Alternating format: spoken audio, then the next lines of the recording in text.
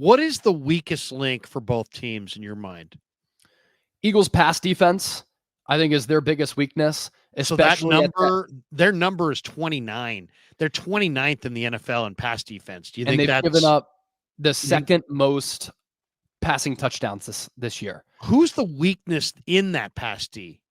I'd say James Bradbury. He hasn't really been good this year. Last year, he played at like a Pro Bowl, all-pro type of level, but this year, he's gotten cooked a lot. Now, he baited Josh Allen into a huge interception last week, which really was the turning point of that game. He communicated with Reed Blankenship behind him, and he said, if the receiver goes behind me, that's your guy. I'm going to make a break at Stephon Diggs. Josh Allen didn't know that. Bradbury made a break on the ball. So he's been in the league for a really long time and has those veteran types of instincts. But I don't think that Deebo Samuel is far off in having confidence in that matchup against Bradbury. I think that Deebo or Ayuk against Bradbury this week is going to play a huge role in this football game. And I give the Niners the edge there going against the Eagles' number 2 corner.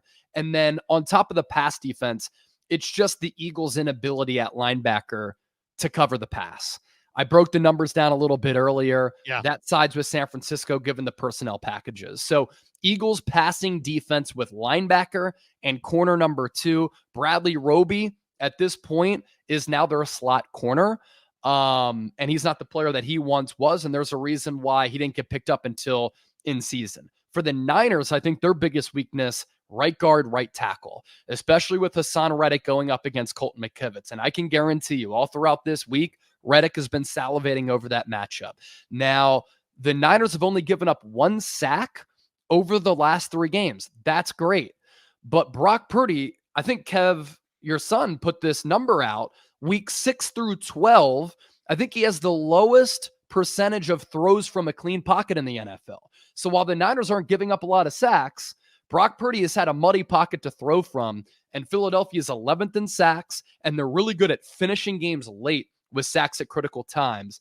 And them going up against this Niners offensive line with the edge talent that the Eagles have, Reddick, Josh Sweat, Brandon Graham, Nolan Smith, and then the interior of the Eagles defensive line against the interior of this Niners offensive line, that's where that San Francisco 49ers weakness lies. You know, it's interesting. I agree with you. I like McKivitz a lot. I talk to him regularly. I asked him earlier this year, I said, you know, what matchup is tougher for you? Because I think I asked him the week of the Jacksonville game. And I said, would you rather go up against a big, physical, strong guy like Trayvon Walker, who almost is like an interior player, or would you rather go up against a speed guy who's constantly, being able to get the edge? And he said, I'd much prefer to take on the big-bodied guy and go strength on strength as opposed to the speed guy. Now he gets Reddick, who's just 240 pounds and is incredibly fast, and he's got great moves. Great ability to flatten to the quarterback. I think it kind of plays in Philly's, favor that it's in that matchup for sure. And I think the Niners, once again, are going to be in a position where they got to give McKivitz some help on that side. It didn't work last year with Justin Swift or Justin. It wasn't Tyler Kroft was on Tyler that Kroft. side. Tyler Kroft. I'm confusing my journeyman tight ends. But yeah, Tyler Kroft got burned. Shanahan took a lot of abuse about that, and we all know how it ended up for Brock Purdy. So I kind of agree. I think McKivitz on Reddick is a major question mark. What about the jawing game back and forth? Deebo Samuel called James Bradbury trash, in Philadelphia, his most hated opponent. He was asked about it earlier this week. He's like, I'm not taking it back. Then Bradbury had a group of people at his locker asking him about it. He smartly, as the veteran that he is, took the high road. The one thing I notice about Bradbury is Bradbury will gamble. He will try to run the route for the receiver. He'll guess. He'll gamble. I thought he gambled last week against Buffalo in his favor and netted an interception. He's kind of like that guy who can't really hit the fastball anymore, but he's so damn smart that he may cheat and hit one out anyway. And that's what I see with him on the corner. What do you make of the jawing back and forth? Debo said a lot of trash about Bradbury. Reddick's like boo-hoo. The 49ers are whiners and complainers about last year and the way things went. Is there any impact at all of the jawing, or is it just like seasoning on our steak? See, this is where I think me being in the middle of this thing allows me to have a really good perspective. People in Philadelphia are calling the 49ers 40 whiners. I disagree with Philadelphia's approach to how San Francisco handled that loss. I don't really think that anything that San Francisco said in the aftermath of that game was wrong. The 49ers had an opportunity to make it to the Super Bowl. They're one game away. And think about the adversity that they faced at the quarterback position last year. Trey Lance was their starter, broken ankle, week 2. Jimmy Garoppolo comes in, breaks his foot. Brock Purdy comes in and plays tremendous football and goes 7-0 up until the NFC Championship game.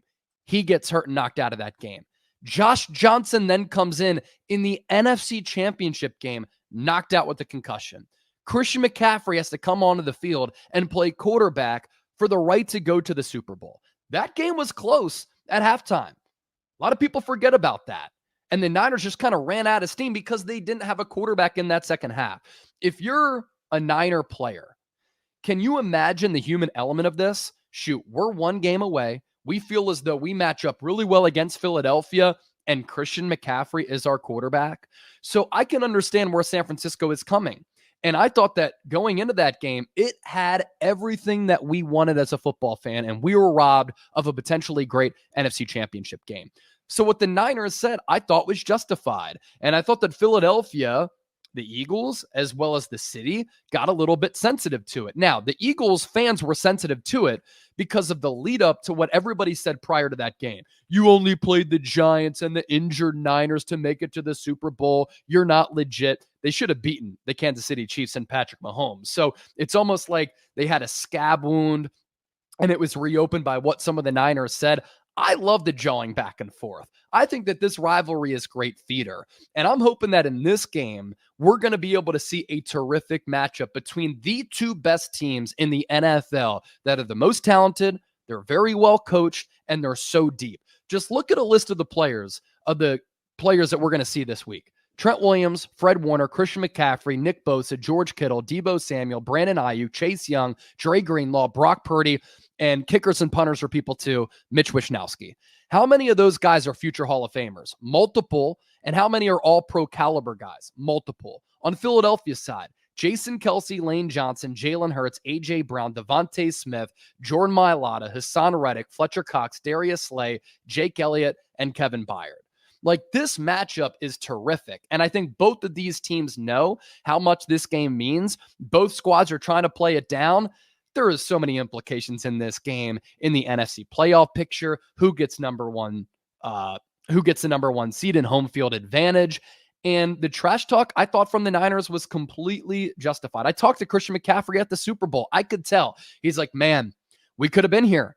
And I'm not going to make excuses, but look, we were on Christian McCaffrey having to throw passes in the NFC Championship game. That's why they were frustrated. They have the right to feel that way. It's funny too, because the Eagle fans didn't like the Niners not giving them their flowers, but then they kind of turned around and did the same thing in the Super Bowl about the field conditions. Exactly right. Like, so it's kind of like, well, wait a second. Is it scoreboard or not? If you're going to openly complain about the field conditions against Kansas City, then can't the 49ers openly complain about what if? And I don't even think it was disrespect to Philly. I just think it was the Niners saying how much they believed in their guy, Brock Purdy. And when he went out, their chances went with it.